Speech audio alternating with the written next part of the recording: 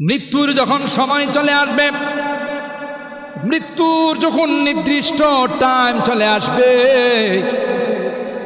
পৃথিবীর কেউ কোনোভাবে পৃথিবীতে থাকতে পারবে না।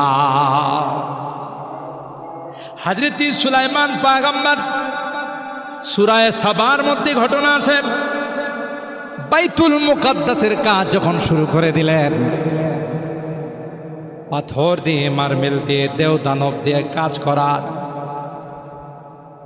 মাঝখানে যখন কাজ চলে আসলো, তখন হযরত সুলাইমান পয়গম্বরের হায়াত শেষ। হযরত আজরাইল বললেন, পয়গম্বর, আল্লাহ পাক আপনাকে আহ্বান করেছেন, এক্ষুনি আল্লাহর ডাকে সাড়া দিতে হবে। নবী বলেন, আমার তো কোনো আপত্তি নাই। আল্লাহ ডাক দিয়েছেন, মালিকের কাছে যাব, মালিকের পেয়ারা বান্দা আমি, আল্লাহর কাছে যাব, আল্লাহর সুযোগ সুবিধা নেব। কিন্তু ভাই আজরাইল, আমি যদি চলে যাই, এই দেওদানবগুলো মসজিদের কাজ করবে না, বরং যা করছে তাও ভেঙ্গে ছুঁড়ে সব শেষ করে দিবে। আল্লাহর কাছ থেকে তার সমাধান নিয়ে আসো। সুবহানাল্লাহ, জুড়ে বলেন।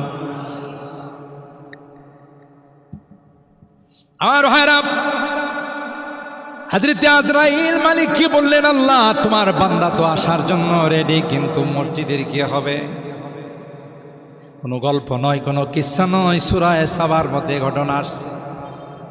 আল্লাহ পাক হযরত আজরাইল কি বলে দিলেন, আজরাইল আমার পয়গম্বর সুলাইমানকে বলো, টাইমের 1 সেকেন্ড এদিক সেদিক করা যাবে না, টাইম মতোই তাকে চলে আসতে হবে। মসজিদের দায়িত্ব স্বয়ং আমি আল্লাহ নিলাম। হযরত বড় হুজুর বলেন, আল্লাহ কিন্তু আদম আর হাওয়াকে বললেন, উসকুন আনতা ওয়া যাওজুকাল জান্নাহ, যে হে আদম, তুমি এবং তোমার স্ত্রী দুইজনে জান্নাতে বসবাস করো।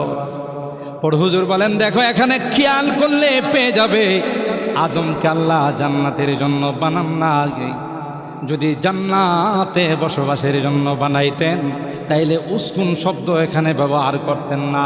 উসকুন মানে হলো আদম আর হাওয়া, তোমরা হলে আমার বাড়ির ভাড়াটিয়া। সুবহানাল্লাহ।